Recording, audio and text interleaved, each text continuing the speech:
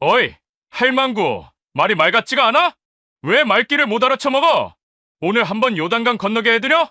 목포 중앙시장 한 생선가게 앞.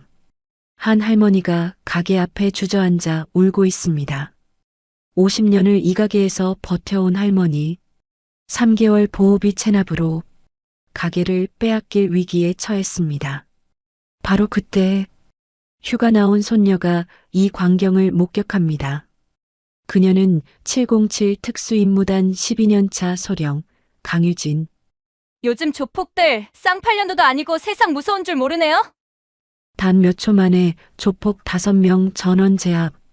하지만 진짜 적은 따로 있었습니다. 마약 밀매, 부패한 국회의원, 그리고 3천억짜리 카지노 건설을 위한 시장 철거 음모까지. 약한 사람들을 괴롭힌 대가 똑똑히 보여드리겠습니다. 할머니를 지키기 위한 손녀의 목숨 건 전쟁이 시작됩니다. 그 이야기 지금 바로 시작합니다. 새벽 4시 목포 중앙전통시장. 차가운 바람이 좁은 골목을 훑고 지나갔어요. 하지만 시장은 벌써 깨어나 있었죠. 생선 경매장에서 들려오는 상인들의 구성진 호객 소리, 전동 카트가 바닥을 구르는 소리, 그리고 그 모든 것을 감싸는 짙은 비린내. 이곳이 바로 강순자 할머니가 50년을 버텨온 삶의 터전이었어요. 이 비린내가 내 인생이요. 71살 할머니는 낡은 고무 앞치마를 두르고 도마 앞에 섰어요.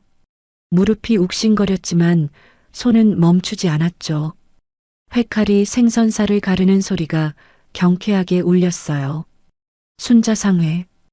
50년 전 젊은 신부였던 순자가 남편과 함께 시작한 작은 가게였어요. 남편은 10년 전에 세상을 떠났지만 할머니는 여전히 이곳을 지키고 있었죠. 할매, 오늘은 광어가 좋네요. 옆 가게 아주머니가 지나가며 인사를 건넸어요. 그려 새벽에 통영서 올라온 거요. 눈알 좀 봐라, 얼마나 맑은데? 할머니의 목소리엔 여전히 힘이 있었어요. 하지만 자세히 보면 그 얼굴엔 깊은 피로가 서려 있었죠. 25년 전 겨울, 7살 유진이가 할머니 가게에 처음 온 날이었어요. 할매, 엄마가, 아빠가, 아이는 말을 잇지 못하고 울음을 터뜨렸죠. 교통사고였어요. 유진이의 부모님, 할머니의 아들 내외가 그날 밤 함께 세상을 떠났어요. 울지 마라, 유진아. 할매가 있잖냐.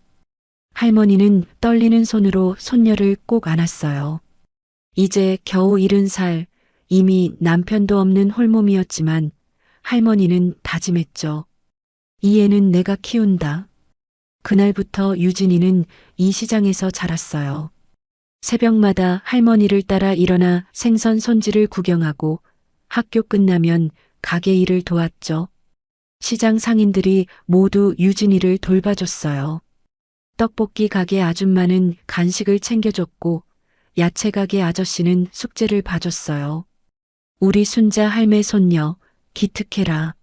상인들은 유진이를 자기 자식처럼 아꼈어요. 그렇게 12년이 흘렀어요. 고등학교를 졸업한 유진이가 어느 날 할머니에게 말했죠. 할머니, 저 군대 갈래요.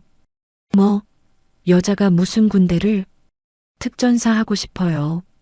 할머니 효도할 수 있게 강한 사람 되고 싶어요. 20살 유진이는 그렇게 707 특수임무단에 입대했어요. 12년이 또 흘렀어요. 유진이는 이제 32살 소령이 되어 있었죠.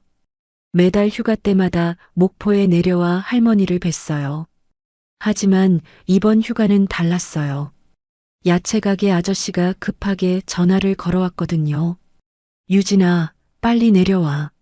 내 할머니가 조폭들한테 3달 전 할머니는 무릎 수술을 받았어요.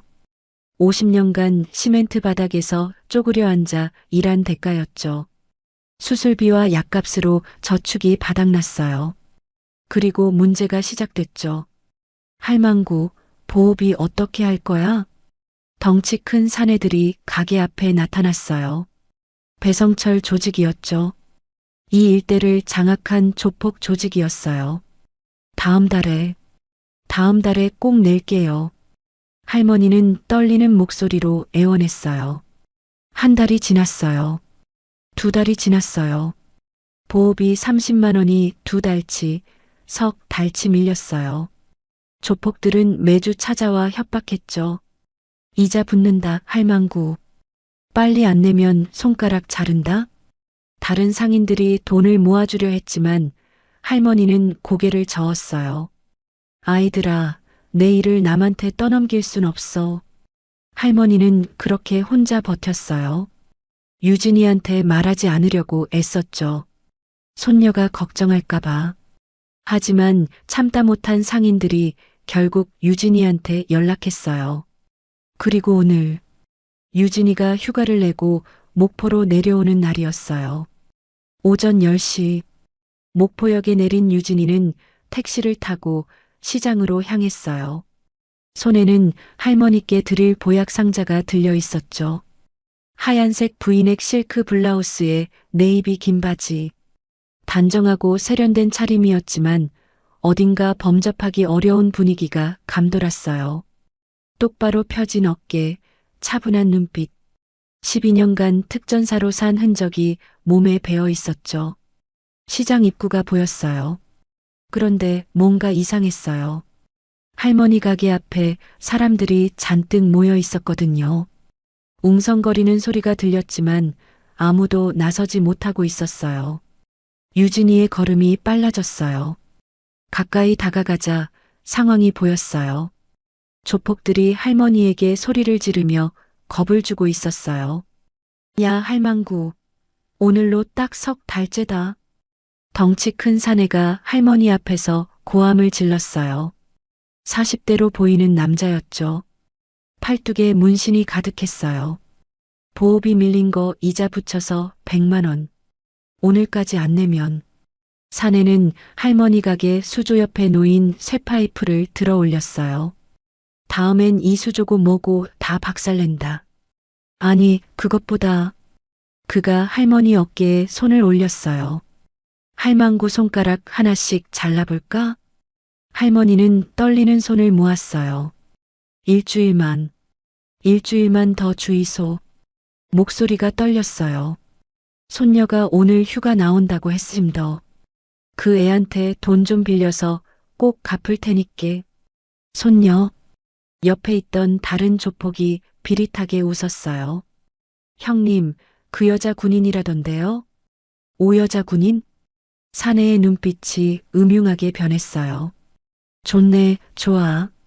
그럼 그 손녀년 데려와, 할망구. 우리 사장님이 한번 만나보고 싶다는데? 조폭들이 킬킬거렸어요. 젊은 년이 얼마나 예쁜지 궁금하네. 할머니가 고개를 떨구며 울먹였어요. 그 애는 아무 잘못 없심더. 야, 할망구. 다른 조폭 하나가 수조를 발로 툭툭 찼어요. 말 곱게 할 때 돈이나 구해와. 안 그러면 진짜. 바로 그때였어요. 누구를 만나고 싶다고? 차갑고 낮은 목소리가 뒤에서 들려왔어요. 조폭들이 동시에 고개를 돌렸어요. 시장 입구 쪽에 한 여자가 서 있었어요. 하얀 브이넥 실크 블라우스, 네이비 긴 바지, 긴 머리를 뒤로 묶은 단정한 차림이었죠. 손에는 보약 상자가 들려 있었어요. 평범한 옷차림이었지만 그 눈빛만큼은 얼음처럼 차가웠어요. 유진아. 할머니가 깜짝 놀라 소리쳤어요. 조폭 두목급 사내가 유진이를 위아래로 훑어봤어요. 뭐야, 인연이 그 손녀년이야? 그가 부하들에게 턱짓을 했어요.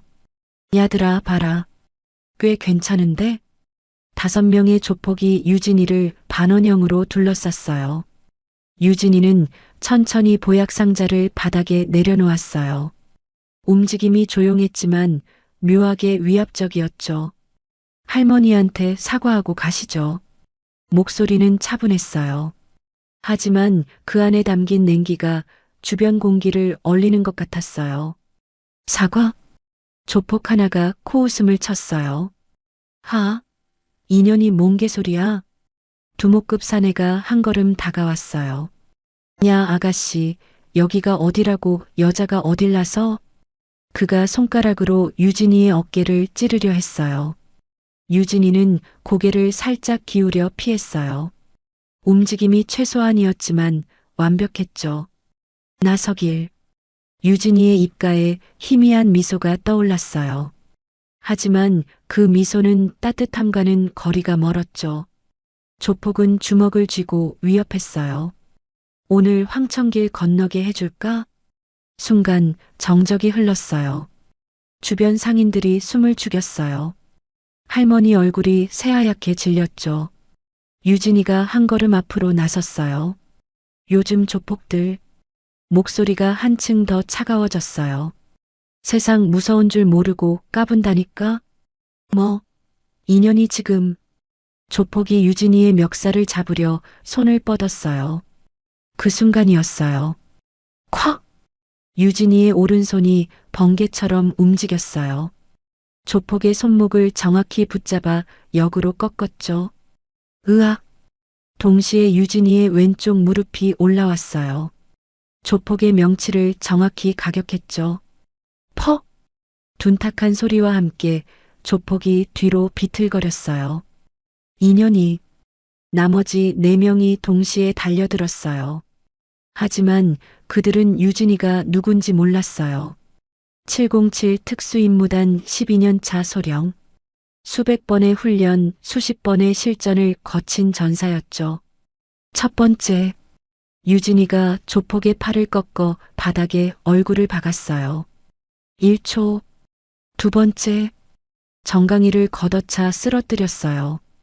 2초, 세 번째, 목덜미를 잡아 생선 좌판에 처박았어요.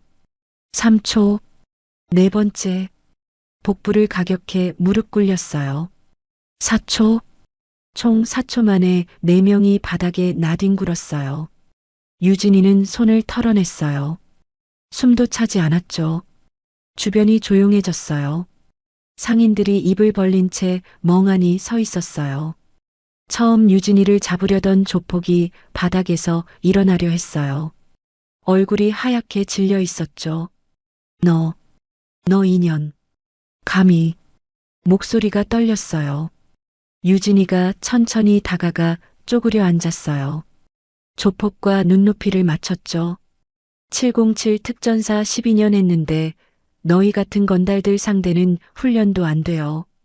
유진이가 조폭의 뺨을 가볍게 두드렸어요. 돌아가서 니네 사장한테 전해요. 강순자 할머니 가게는 내가 지킨다고.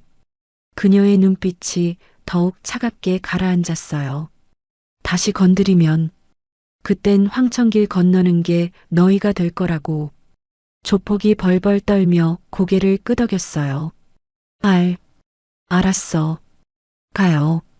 유진이가 일어서자 5명의 조폭이 허둥지둥 서로를 부축하며 도망쳤어요. 정적이 흘렀어요. 그리고 갑자기 터져나왔죠. 우와, 대단하다. 역시 순자 할매 손녀. 상인들의 박수와 환호가 시장을 가득 채웠어요. 하지만 유진이는 그들을 보지 않았어요. 그저 할머니에게로 걸어갔죠. 차가웠던 눈빛이 눈 녹듯 부드러워졌어요. 할머니, 안 다치셨죠? 유진이가 할머니의 손을 잡았어요. 할머니는 눈물을 글썽이며 고개를 저었어요. 유진아, 너 괜찮겠냐? 괜찮아요. 유진이가 환하게 웃었어요. 마치 어린 시절로 돌아간 것처럼. 이제 저 왔잖아요. 할머니가 손녀를 꼭 끌어안았어요. 유진이도 할머니를 꼭 안았죠. 50년 비린내가 배어있는 앞치마. 그 냄새가 유진이에게는 세상에서 가장 따뜻했어요. 하지만 유진이는 알고 있었어요. 이건 시작일 뿐이라는 걸. 진짜 싸움은 이제부터라는 걸. 그날 오후 목포 어딘가의 고급 사무실. 우리 애들이 4초 만에? 배성철이 전화기를 움켜쥐며 소리쳤어요. 707 특전사라고? 흥미롭네. 그의 입가에 음산한 미소가 떠올랐어요. 한번 만나봐야겠어. 그날 오후 3시, 목포 신도심의 한 고급 빌딩 10층, 태광유통이라는 간판이 붙은 사무실이었어요. 하지만 이곳의 진짜 이름은 따로 있었죠. 배성철 조직에 본 거지. 사무실 안은 고급스러웠어요.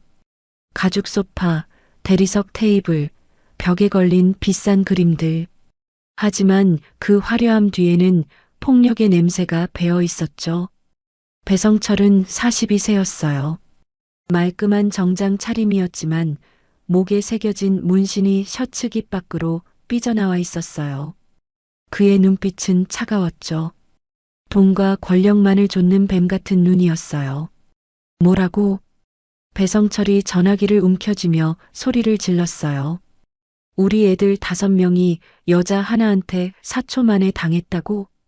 전화 너머로 떨리는 목소리가 들렸어요. 죄송합니다, 형님. 그 여자가 707 특전사 출신이래요. 12년 차 소령이라고. 배성철의 미간이 좁아졌어요. 특전사? 네, 형님. 장난 아니었습니다. 움직임이. 저희가 눈으로 따라갈 수도 없었어요. 배성철은 전화를 끊고 의자에 깊숙이 몸을 묻었어요. 손가락으로 책상을 톡톡 두드렸죠. 재밌네. 그의 입가에 비릿한 미소가 떠올랐어요. 바로 그때 사무실 문이 열렸어요. 말끔한 정장을 입은 40대 후반의 남자가 들어왔어요.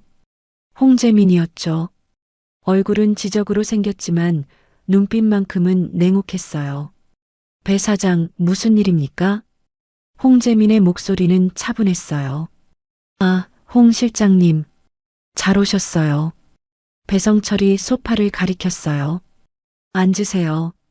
재밌는 일이 생겼거든요. 홍재민이 자리에 앉자 배성철이 상황을 설명했어요. 강순자 할망구 손녀 있잖아요. 그년이 707 특전사 출신이래요. 특전사요? 홍재민의 눈썹이 살짝 올라갔어요. 조심해야겠네요. 특전사 출신은 만만치 않습니다. 걱정 마세요. 배성철이 책상 서랍을 열었어요. 안에서 두툼한 서류 뭉치를 꺼냈죠. 할망구 인질로 잡으면 그만이잖아요.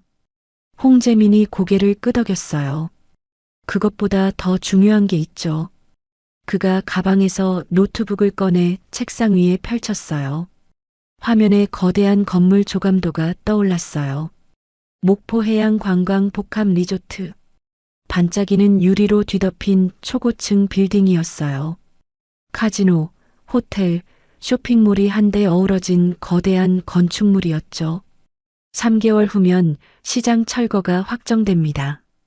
홍재민의 목소리에 자신감이 묻어났어요. 구청 승인은 이미 받았고 경찰도 우리 편이에요. 이한수 의원님 덕분이죠. 예상 수익은 5년간 3천억 원입니다. 배성철의 눈이 반짝였어요. 3천억. 네. 그 중에서 배 사장님 몫은 400억입니다. 카지노 운영권 10%로 계산한 거예요. 배성철이 자리에서 벌떡 일어났어요. 좋아요. 그럼 빨리 상인들 쫓아내야겠네요. 그렇죠. 특히 강순자 할머니 가게가 문제예요. 홍재민이 조감도를 확대했어요. 빨간색으로 표시된 부분이 보였죠.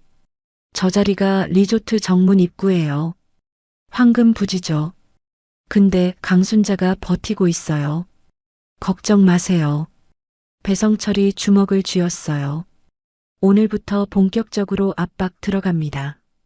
할망구든 손녀든 다 무릎 꿇게 만들 거예요. 그날 저녁 6시, 유진이는 할머니와 함께 가게를 정리하고 있었어요. 할머니, 이제 그만 쉬세요. 제가 할게요. 아이고, 괜찮다. 평생 해온 일인디 뭘. 할머니는 웃었지만 유진이 눈엔 그 웃음이 억지스러워 보였어요. 할머니. 유진이가 할머니 손을 잡았어요. 진짜 괜찮으세요? 다친 데는 없고요? 없어. 네가 와서 구해줬잖냐. 할머니가 유진이의 뺨을 쓰다듬었어요. 우리 유진이가 이렇게 컸네. 바로 그때였어요. 유진아. 목소리가 들렸어요. 야채가게 아저씨였죠. 잠깐 이리 와봐라. 할 얘기가 있어. 유진이가 아저씨를 따라갔어요. 가게 뒤쪽 좁은 공간이었죠. 다른 상인 몇 명도 모여 있었어요. 유진아, 너 오늘 큰일 냈다. 상인회장 김 사장님이 심각한 얼굴로 말했어요. 60대 중반의 다부진 남자였죠. 무슨 말씀이세요? 배성철 그 새끼들. 장난 아니야.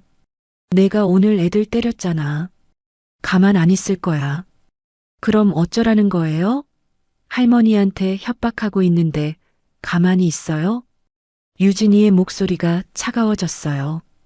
그게 아니라 김 사장님이 한숨을 쉬었어요. 사실은 말이다. 보호비는 핑계고 진짜 이유는 따로 있어. 무슨 뜻이에요? 시장 철거야. 야채가게 아저씨가 낮은 목소리로 말했어요. 3개월 후면 이 시장 전체가 사라져. 카지노 들어선대. 유진이의 눈이 커졌어요. 카지노요? 응. 중국 자본이 들어와서 거대한 리조트 짓는데 이한수 의원하고 배성철이 한패야. 경찰은요? 경찰도 다 매수됐어. 김 사장님이 쓴웃음을 지었어요. 우리가 신고해도 소용없어? 증거 불충분이라고 하더라고. 유진이는 주먹을 꽉 쥐었어요. 그럼 그냥 당하고 있으란 말이에요? 유진아, 우리도 싸워봤어. 근데 안 돼. 저쪽은 돈도 많고 권력도 있어. 포기하면 안 돼요. 유진이의 목소리가 단호했어요. 제가 뭔가 방법을 찾아볼게요. 분명히 약점이 있을 거예요. 상인들이 서로 얼굴을 쳐다봤어요. 유진아, 네 마음은 고맙지만 제 말 믿어주세요. 저 707에서 12년 복무했어요. 적진 침투, 정보 수집 다 배웠어요. 유진이의 눈빛이 결연했어요. 할머니랑 여러분이 저를 키워주셨잖아요. 이제 제가 지킬 차례예요.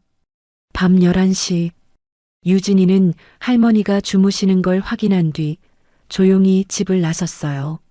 목적지는 배성철 사무실이 있는 빌딩이었어요. 전신 검은색 옷을 입었어요. 야간 정찰복이었죠. 머리에는 검은색 모자를 눌렀었어요. 빌딩 앞에 도착했어요. 10층 창문에 불이 켜져 있었죠. 배성철 사무실이었어요. 유진이는 빌딩 뒤편으로 돌아갔어요. 비상계단이 보였죠. CCTV를 피해 조심스럽게 올라갔어요. 10층 복도. 사무실 문 앞에 경비원 2명이 서 있었어요. 유진이는 환풍구를 통해 천장으로 올라갔죠. 천장 속은 좁고 어두웠어요. 하지만 유진이에겐 익숙한 공간이었어요. 특전사 시절 이런 곳에서 수없이 훈련했거든요. 배관을 따라 조심스럽게 기어갔어요. 사무실 바로 위였어요. 아래에서 목소리가 들렸죠. 배 사장, 일정 확인해 주세요. 홍재민의 목소리였어요. 내일 밤 11시 목포항 7번 냉동창고요. 물건 확실해요? 네. 이번 물량은 50kg입니다. 순도 99% 필로폰이에요. 유진이의 눈이 날카로워졌어요. 마약. 이걸로 카지노 건설 자금 충당하는 거죠? 맞습니다. 중국 조직이 직수입한 거예요. 깨끗해요. 좋아요. 그럼 의원님은 언제 오시는데요? 내일 밤 11시 30분쯤 도착하실 겁니다. 이한수 의원님이 직접요? 네. 선거 자금 확인하러 오신대요. 유진이는 숨을 죽이고 초소형 녹음기를 작동시켰어요. 모든 대화를 녹음했죠. 완벽하네요. 배성철이 웃었어요. 의원님 덕분에 경찰도 조용하고 구청 승인도 받았어요. 이제 상인들만 쫓아내면 끝이에요. 강순자 할머니는 어떻게 할 겁니까? 내일 본보기로 확실히 보여줄 거예요. 손녀가 어떻든 할망구는 우리 거예요. 유진이는 이를 악물었어요. 하지만 참았어요. 지금은 증거 수집이 우선이었죠. 녹음을 마치고 조심스럽게 후퇴했어요. 하지만 그때였어요. 비걱. 오래된 배관 나사 하나가 느슨해지며 소리를 냈어요. 뭐야? 위에서 소리 났는데? 배성철의 목소리가 날카로워졌어요. 확인해봐. 유진이는 재빠르게 움직였어요. 환풍구로 빠져나와 비상계단으로 뛰었죠. 저기 누구야? 경비원들이 소리쳤어요. 유진이는 계단을 뛰어내려갔어요. 3층, 2층, 1층. 빌딩 밖으로 나왔어요. 뒤에서 경비원들이 쫓아왔지만 유진이는 이미 어둠 속으로 사라진 뒤였어요. 골목 모퉁이에 숨어 숨을 고르며 녹음기를 확인했어요. 잘 녹음됐네. 유진이의 입가에 미소가 떠올랐어요. 내일 밤 11시 목포항 7번 냉동창고. 마약 거래 현장을 잡으면 배성철과 홍재민 그리고 이한수 의원까지 한 번에 엮을 수 있었어요. 다음 날 아침 유진이는 할머니께 거짓말을 했어요. 할머니, 저 오늘 친구 좀 만나고 올게요. 그래, 조심해서 다녀와라.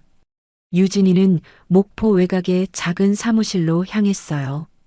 민준 보안이라는 간판이 붙은 곳이었죠. 문을 열고 들어가자 컴퓨터 앞에 앉은 남자가 돌아봤어요. 누님, 서민준이었어요. 34살 유진이의 707 동기였죠. 저녁 후 보안업체를 차렸어요. 민준아, 잘 지냈어? 당연하죠. 근데 무슨 일이에요? 갑자기 연락하시고. 유진이가 녹음기를 내밀었어요. 이거 좀 들어봐. 민준이 녹음 파일을 재생했어요. 배성철과 홍재민의 대화가 흘러나왔죠. 민준의 얼굴이 굳어졌어요. 누님, 이거 진짜예요? 응. 어젯밤에 직접 녹음했어. 미쳤네요. 마약의 국회의원까지. 그래서 내 도움이 필요해. 유진이가 민준의 어깨에 손을 올렸어요. 오늘 밤 11시 목포항 7번 냉동창고. 거기서 거래가 있어. 현장을 잡아야 해. 민준이 고개를 끄덕였어요. 알겠습니다. 장비 챙길게요. 고마워. 누님, 그런데 이거 경찰한테 넘겨도 소용없을 거예요. 저쪽이 다 매수했잖아요. 알아. 그래서 다른 방법을 쓸 거야. 유진이의 눈빛이 차갑게 가라앉았어요. 생방송으로 터뜨릴 거야. 전국에. 민준이 눈을 크게 떴어요. 생방송요? 응.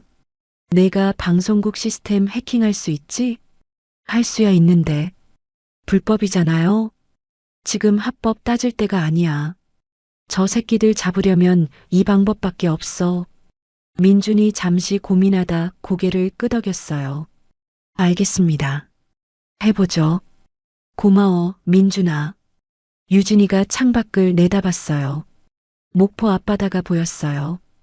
평화로운 풍경이었지만 오늘 밤이면 전쟁터가 될 거예요. 할머니. 유진이는 속으로 다짐했어요. 꼭 지켜드릴게요. 그날 저녁 배성철은 웃고 있었어요. 내일이면 끝이야. 강순자 할망구 확실하게 정리한다. 하지만 그는 몰랐어요. 자신이 덫에 걸려들고 있다는 걸. 그리고 그 덫을 만든 사람이 바로 유진이라는 걸. 밤 10시 30분. 목포항은 고요했어요. 바닷바람이 컨테이너 사이를 스쳐 지나가며 쓸쓸한 소리를 냈죠. 유진이와 민주는 7번 냉동창고에서 50m 떨어진 컨테이너 뒤에 숨어 있었어요. 전신 검은색 전투복을 입었어요. 야간 투시경이 목에 걸려 있었어요. 누님, 시간 됐어요. 민준이 손목 시계를 확인하며 속삭였어요. 응? 준비됐어? 네. 카메라 3대 설치했고 드론도 대기 중이에요. 유진이는 야간 투시경을 눈에 댔어요. 냉동창고 입구가 선명하게 보였죠. 경비원 2명이 담배를 피우며 서 있었어요. 차량 들어온다. 민준이 말했어요. 검은색 밴 2대가 창고 앞에 멈췄어요. 문이 열리고 사람들이 내렸죠. 배성철이었어요. 그 뒤로 홍재민과 조직원 10여 명이 따라 나왔어요. 시작이네. 유진이의 목소리가 차가웠어요. 민준아, 너는 여기서 대기해.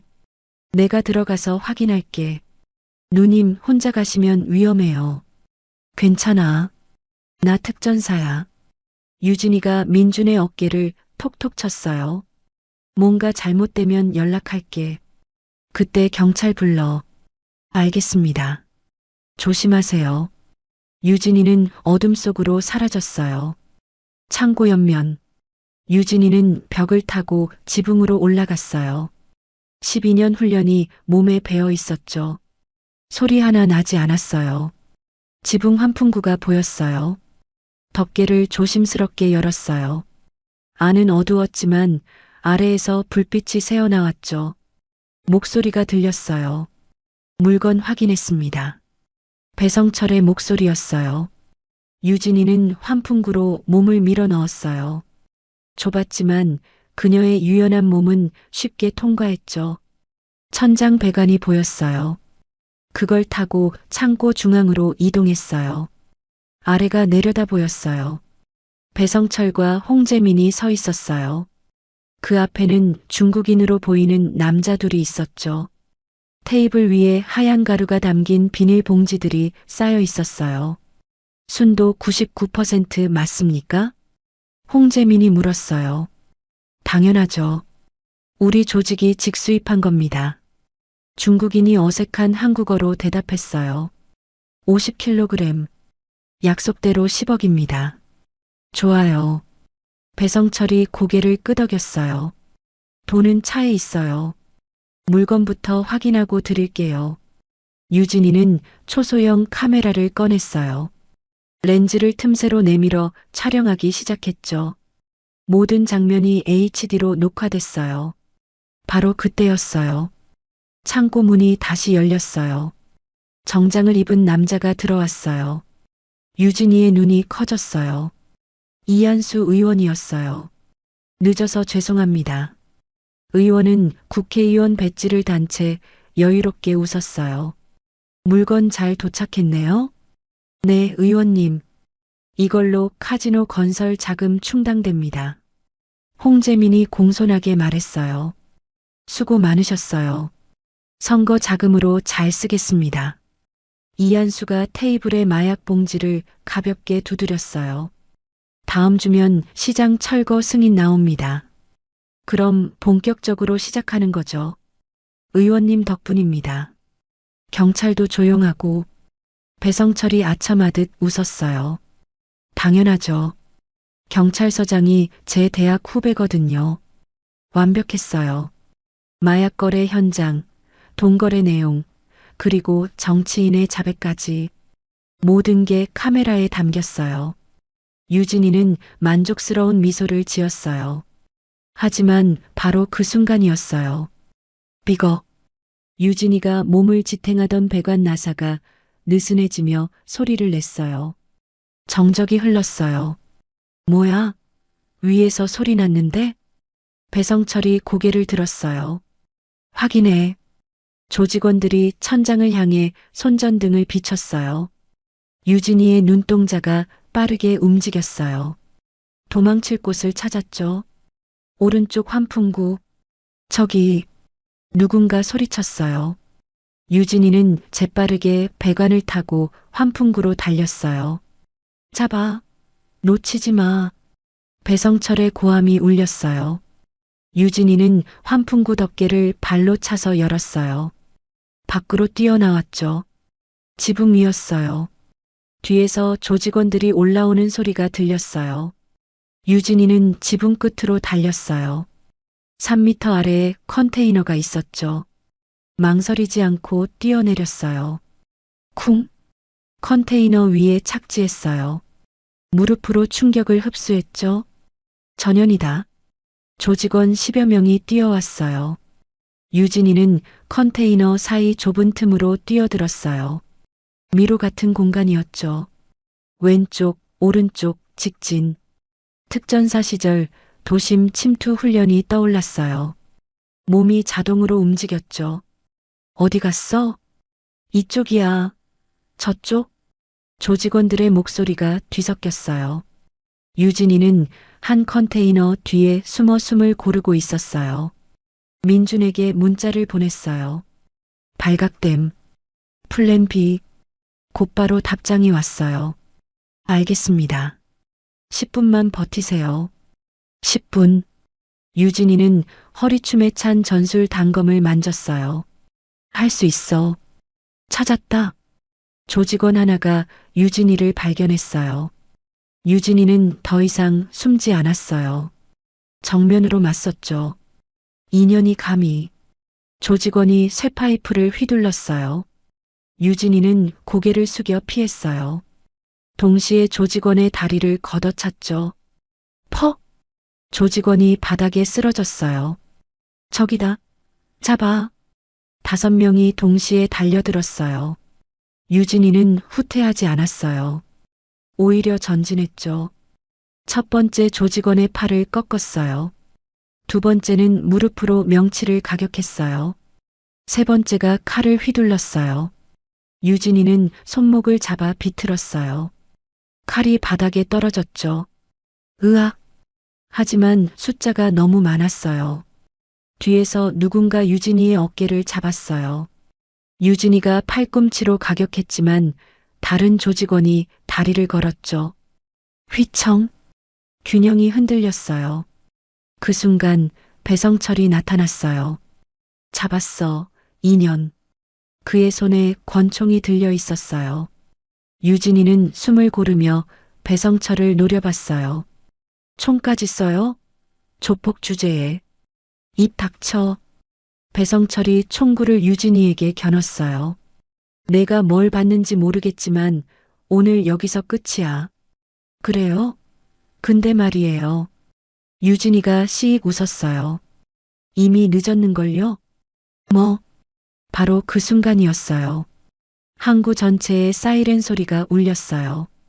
빨간 불빛과 파란 불빛이 번쩍였죠. 경찰차 10여 대가 들이닥쳤어요. 꼼짝 마. 경찰이다. 확성기 소리가 울려 퍼졌어요. 배성철의 얼굴이 새하얗게 질렸어요. 이게 무슨... 제가 미리 신고했거든요. 유진이가 웃었어요. 마약 밀매 현장 다 찍혔어요. 당신들 끝났어요. 인연이. 배성철이 총을 쏘려 했어요. 하지만 유진이가 더 빨랐어요. 배성철의 손목을 쳐서 총을 떨어뜨렸죠. 동시에 무릎으로 복부를 가격했어요. 으윽. 배성철이 무릎을 꿇었어요. 요즘 조폭들 세상 무서운 줄 모르고 까분다니까요. 유진이가 차갑게 속삭였어요.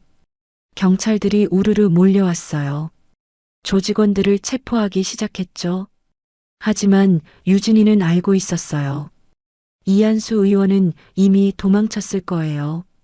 그리고 증거를 인멸하려 할 거예요. 아직 끝나지 않았어.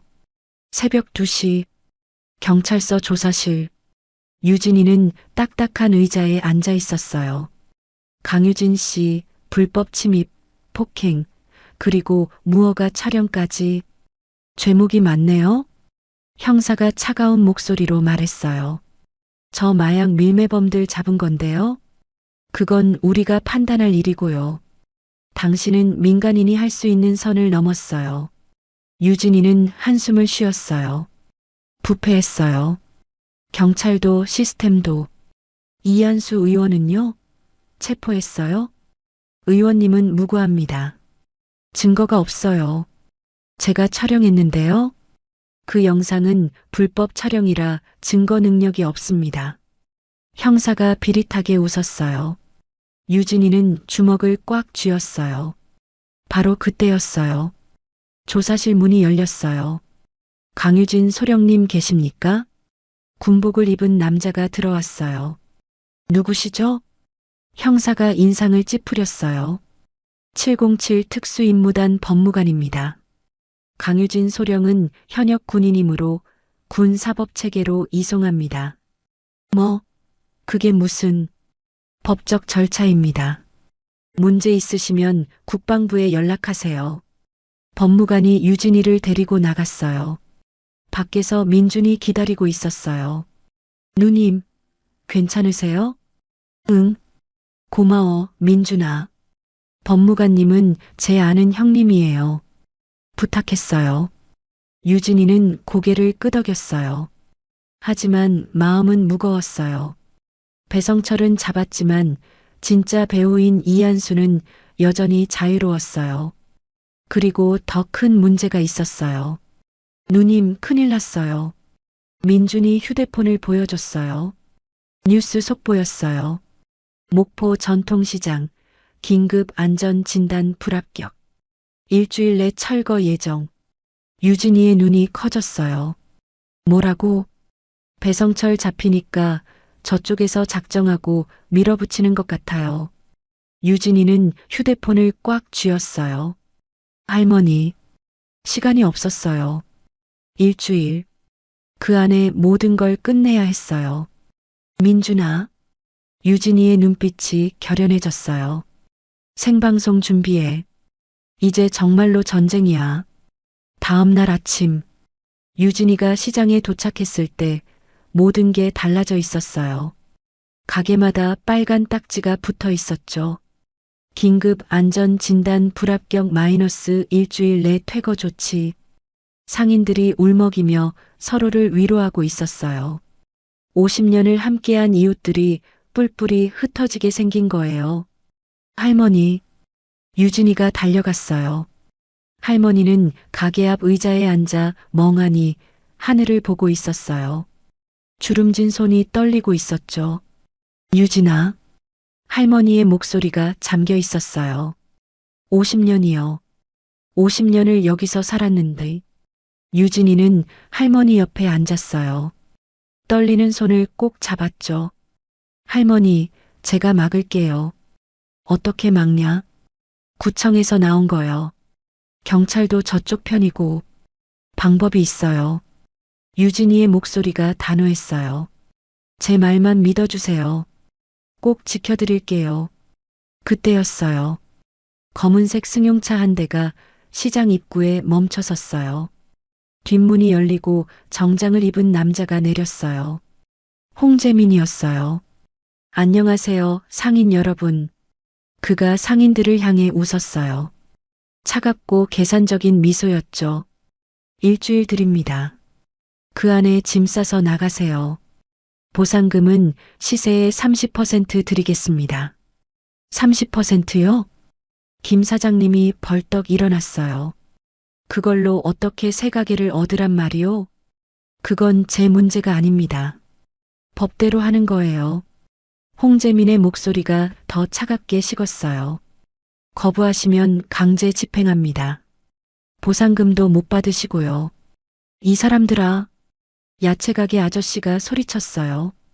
우리가 여기서 몇십 년을 살았는데 이게 말이 되냐? 법이 그렇습니다. 문제 있으시면 법원에 가세요. 홍재민이 시계를 확인했어요.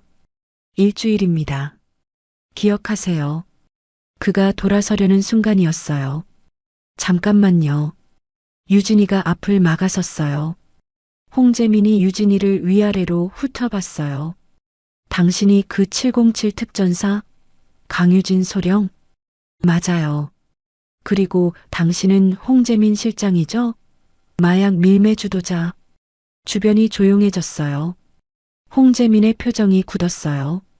조심해서 말하세요. 증거 없는 건 명예훼손입니다. 증거 있는데요? 유진이가 휴대폰을 꺼냈어요. 이틀 전 밤 11시 목포항 7번 냉동창고. 당신이 마약 거래하던 영상이요. 홍재민의 눈빛이 날카로워졌어요. 그 영상은 불법 촬영이라 증거 능력이 없어요. 경찰도 인정 안 했잖아요. 경찰이 인정 안 해도 국민은 인정하죠. 이 영상 곧 전국에 퍼질 거예요. 당신 얼굴이랑 이한수 의원 얼굴이랑 함께요. 유진이가 씩 웃었어요. 홍재민의 얼굴이 일그러졌어요. 협박입니까? 경고해요. 시장 철거 취소하세요. 안 그러면 뭔데요? 홍재민이 한 걸음 다가섰어요. 당신 지금 현역 군인이잖아요. 정치 개입하면 군법 위반이에요. 감옥 가고 싶어요? 유진이는 물러서지 않았어요. 해보세요. 누가 먼저 감옥 가는지. 두 사람의 시선이 부딪혔어요. 긴장감이 흘렀죠. 홍재민이 먼저 고개를 돌렸어요. 후회할 겁니다. 그는 차에 타고 떠났어요. 유진이는 그 뒷모습을 지켜보며 주먹을 쥐었어요. 시작이야. 그날 저녁 6시 민준의 사무실. 유진이와 민준은 컴퓨터 화면을 들여다보고 있었어요. 누님, 준비 다 됐어요. 민준이 키보드를 두드렸어요. 방송국 3곳 시스템에 접속했어요. KBC, MBN, 그리고 SBC요. 동시 송출 가능해? 네. 버튼 하나만 누르면 전국 생방송이에요. 유진이는 고개를 끄덕였어요. 좋아. 그럼 이제 미끼를 던질 시간이야. 그녀는 휴대폰을 꺼내 문자를 보냈어요. 수신자는 홍재민이었죠. 내일 밤 9시 목포 구항만 창고. 영상 원본 가지고 나갈게요. 혼자 오세요. 답장이 바로 왔어요. 알았어요. 당신도 혼자 와요. 유진이가 웃었어요. 물렸어. 누님 위험해요. 진짜 혼자 가실 거예요? 아니, 넌 백업으로 대기해. 거리 두고. 알겠습니다. 그런데 민준이 걱정스러운 얼굴로 물었어요. 진짜 영상 터트릴 거예요? 생방송으로? 응. 저 사람들 잡으려면 그 방법밖에 없어. 하지만 불법이잖아요. 누님 군법 위반으로. 알아. 유진이가 창밖을 내다봤어요. 목포시장이 멀리 보였어요. 작은 불빛들이 반짝이고 있었죠. 하지만 할머니 지키는 게 먼저야. 처벌은 그 다음에 받을게. 민주는 더 이상 말하지 않았어요. 그저 고개를 끄덕였죠. 다음 날 밤 8시 30분. 유진이는 할머니께 거짓말을 했어요. 할머니, 저 친구 만나고 올게요. 이 밤중에? 위험해. 괜찮아요. 곧 돌아올게요. 유진이는 할머니를 꼭 안았어요. 할머니 사랑해요. 유진아? 할머니가 이상한 눈빛으로 손녀를 봤어요. 무슨 일 있냐? 아니에요. 그냥 말하고 싶었어요. 유진이는 환하게 웃고 집을 나섰어요. 하지만 할머니는 알고 있었어요. 손녀가 뭔가 위험한 일을 하러 간다는 걸. 밤 9시 구항만 창고는 버려진 지 오래였어요. 녹슨 철문, 깨진 유리창, 어둠만이 가득한 공간이었죠. 유진이는 다시 옷을 갈아입고 창고 중앙에 서 있었어요. 손에는 USB가 들려 있었어요. 하지만 그건 빈 USB였죠. 진짜는 따로 있었어요. 발소리가 들렸어요. 철문이 열리고 홍재민이 들어왔어요. 하지만 혼자가 아니었어요. 뒤에 조직원 10여 명이 따라 들어왔죠. 혼자 오라고 했는데요. 유진이가 차갑게 말했어요. 당신도 혼자 아니잖아요. 홍재민이 빙긋 웃었어요. 밖에 친구 한 명 대기시켜놨죠? 서민준이라던데. 유진이의 눈이 흔들렸어요. 민준이를 알고 있어?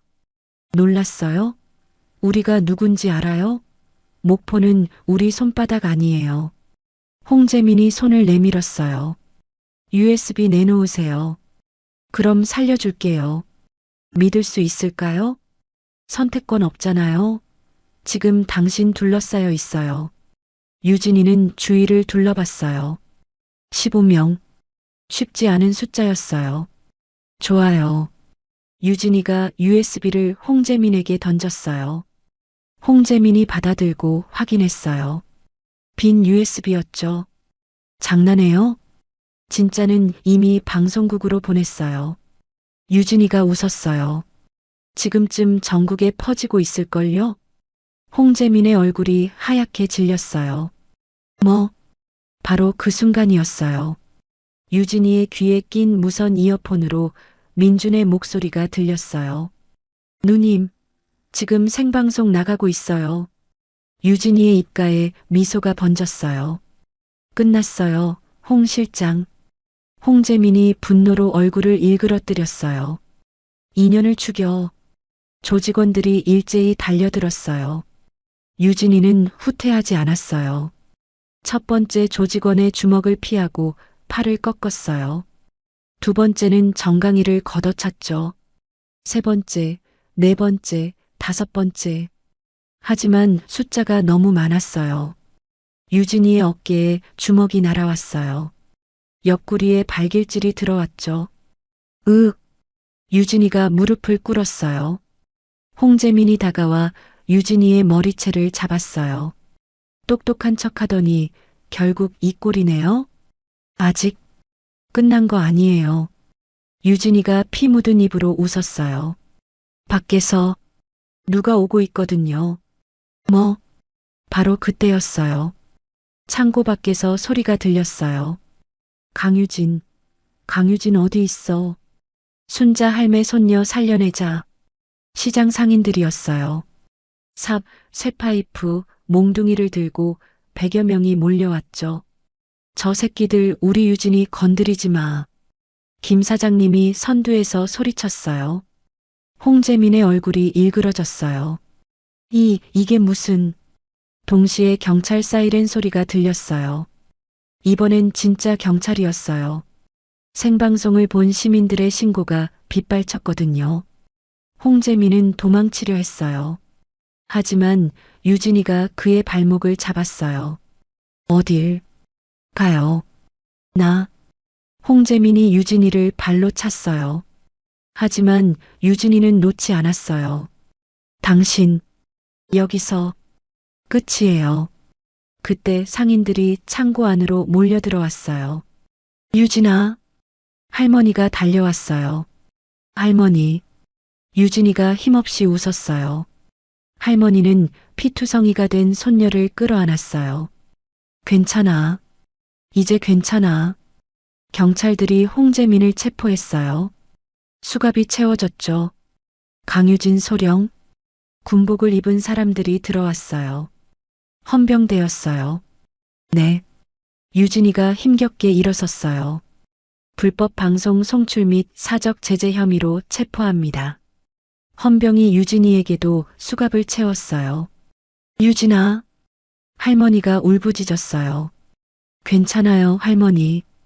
유진이가 웃었어요. 피가 묻었지만 환한 미소였죠. 시장은 지켰잖아요. 그녀의 눈에서 눈물이 흘렀어요. 하지만 그건 슬픔의 눈물이 아니었어요. 해냈다는, 지켜냈다는 안도의 눈물이었죠. 한 달 후, 서울중앙지방법원. 법정은 숨막히도록 조용했어요. 방청석은 기자들과 시민들로 가득 찼지만 누구도 소리내지 않았죠. 판사가 판결문을 넘겼어요. 피고인 배성철, 마약 밀매 및 조직 폭력 혐의로 징역 15년을 선고합니다. 배성철은 고개를 떨구고 있었어요. 그의 어깨가 축 처져 있었죠. 피고인 홍재민, 마약 밀매 공모 및 부정 건설 비리 혐의로 징역 12년을 선고합니다. 홍재민의 얼굴은 창백했어요. 피고인 이한수, 정치 자금법 위반 및 마약 밀매 공모 혐의로 의원직 상실 및 징역 20년을 선고합니다. 방청석에서 탄식이 터져나왔어요. 20년. 국회의원이 받기엔 너무나 무거운 형량이었죠. 유진이는 방청석 맨 앞줄에 앉아 있었어요. 군복이 아닌 단정한 정장 차림이었죠. 옆에는 할머니가 앉아 있었어요. 끝났구나. 할머니가 유진이의 손을 꼭 잡았어요. 네, 할머니. 이제 끝났어요. 유진이가 환하게 웃었어요. 일주일 후 707 특수임무단 본부. 유진이는 지휘관 앞에 서 있었어요. 군복을 단정하게 차려입었죠. 강유진 소령. 지휘관이 서류를 내려놓고 유진이를 똑바로 봤어요. 불법 방송 송출, 사적 제재, 무단 이탈. 죄목이 적지 않습니다. 죄송합니다. 유진이가 허리를 굽혀 정중히 인사했습니다. 하지만 지휘관의 목소리가 부드러워졌어요.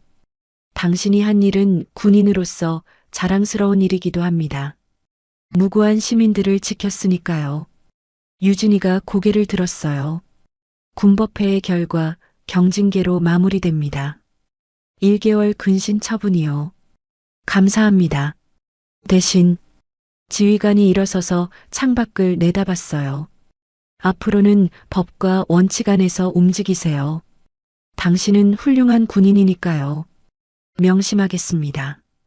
유진이가 다시 경례했어요. 밖으로 나오자 동료들이 박수를 쳤어요. 유진아, 잘했어.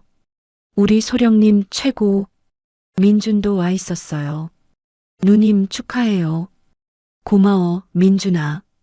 내가 없었으면 못했어. 두 사람은 웃으며 포옹했어요. 2달 후, 목포 중앙전통시장. 시장은 달라져 있었어요. 철거 계획은 완전히 백지화됐어요. 오히려 정부에서 전통시장 보존 사업 예산을 지원했죠. 낡은 지붕은 새 지붕으로 바뀌었어요. 바닥도 깔끔하게 정비됐고요. 하지만 시장의 정은 그대로였어요. 할매, 오늘은 광어가 좋네요. 그려, 신선해. 니 하나 가져가라. 상인들의 웃음소리가 시장에 가득했어요. 순자상회. 할머니는 여느 때처럼 도마 앞에 서 있었어요. 하지만 이제는 무릎 보호대를 차고 있었죠. 유진이가 사준 거예요. 할매, 회 한 접시 주이소. 손님이 왁자지껄했어요. 알았어. 금방 썰어줄게. 할머니의 손놀림은 여전히 능숙했어요. 바로 그때였어요. 할머니. 익숙한 목소리가 들렸어요. 유진이었어요. 휴가를 나와서 시장에 온 거예요. 이번에는 편한 티셔츠에 청바지 차림이었죠. 유진아. 할머니가 환하게 웃었어요. 우리 영웅 왔네. 주변 상인들이 모여들었어요. 유진이다. 우리 시장 지킨 영웅. 박수와 환호가 터져나왔어요. 유진이는 쑥스러워하며 손을 흔들었어요.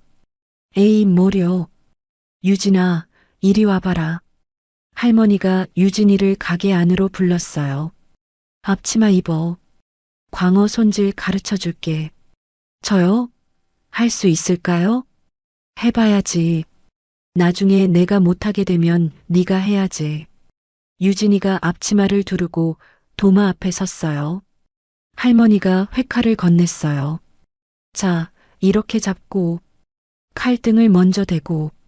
유진이는 서툴게 칼을 움직였어요. 아이고, 칼질은 조폭 패는 게 더 낫네. 할머니가 웃으며 유진이의 손을 잡아줬어요. 천천히, 천천히. 급하게 하면 안 돼.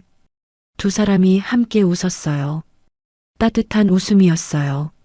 저녁 6시. 가게 문을 닫고 유진이와 할머니는 가게 앞 의자에 나란히 앉았어요. 노을이 시장을 물들이고 있었어요. 유진아. 네, 할머니. 고마워. 할머니가 유진이의 손을 꼭 잡았어요. 네가 아니었으면 이 시장도 나도 다 없어졌을 거요. 할머니가 저를 키워주셨잖아요. 당연한 거예요. 그래도 네가 다칠까봐 얼마나 무서웠는데. 할머니의 눈가가 촉촉해졌어요. 이제 괜찮아요. 다 끝났어요. 유진이가 할머니의 어깨에 머리를 기댔어요. 할머니, 저 5년만 더 군대 있다가 전역할게요. 그래. 그럼 그때 여기 와서 같이 장사할래? 네. 제가 회 썰어. 그래. 그때까지 할매가 건강해야지. 100살까지 사셔야죠. 저랑 약속이에요. 두 사람은 노을을 바라보며 웃었어요. 그날 밤, 민준이 시장을 찾아왔어요. 누님, 회 한 접시만요. 어서 와, 민준아. 유진이가 반갑게 맞았어요. 셋이 둘러앉아 회를 먹었어요. 소주 한 잔씩 따랐죠. 건배. 앞으로도 평화롭게. 잔이 부딪히는 소리가 경쾌했어요. 근데 누님, 진짜 전역하실 거예요? 민준이 물었어요. 응. 5년 후엔 여기 와서 할머니 도울 거야.